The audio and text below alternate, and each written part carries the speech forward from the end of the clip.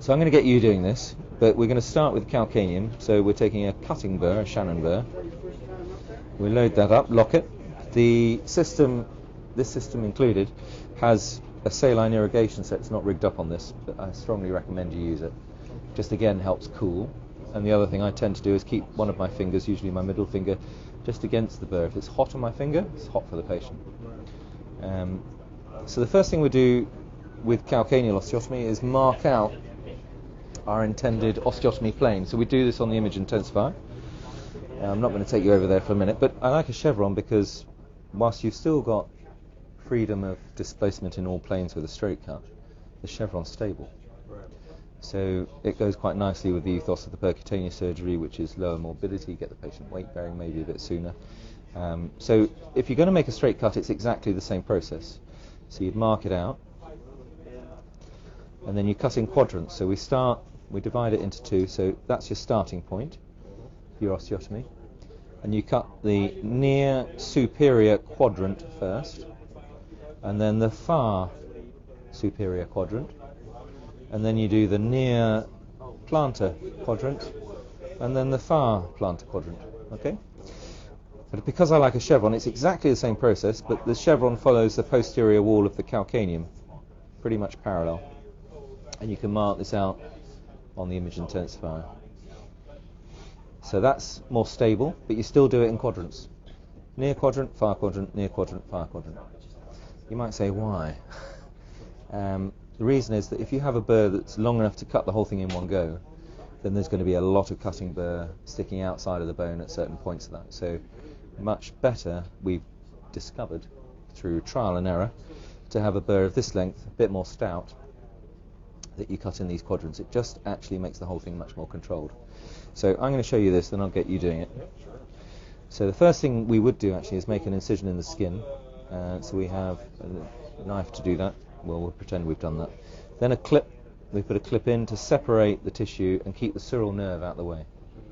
It's the sural nerve that's at risk, not the tibial nerve.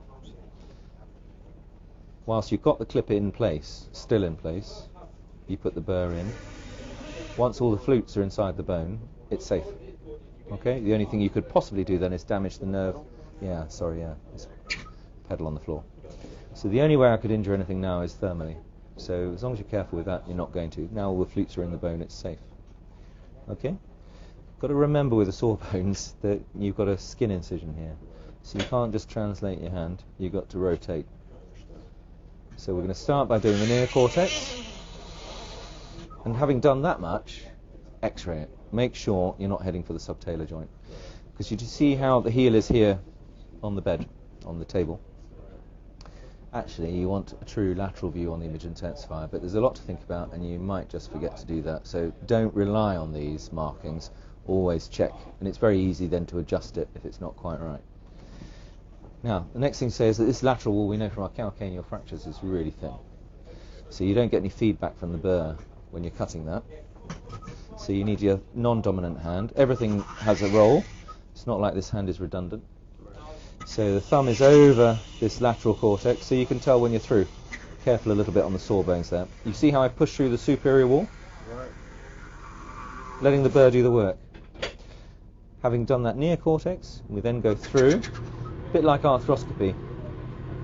It doesn't go plunging through because you keep your fingers here to stop that from happening. Right. So you can feel the far cortex through. Okay?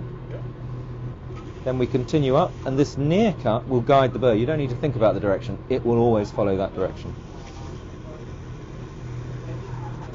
There we are. Then we do the plantar cortex, or plantar limb of the osteotomy in the same fashion. So start cutting the near cortex, check on the x-ray, make sure you're not exiting on the weight-bearing surface. And then continue, your thumb over the lateral wall, because you can't feel it very well. Look at the medial tubercle here, it's quite thick. So that's the bit of bone that people often leave out. Make sure you come through the plantar cortex. Thumb over here, you can tell when you're through. Then go back to where you finished. So you're not going to push through a new hole. You're going to go back to where you finished there. And then make the far cut.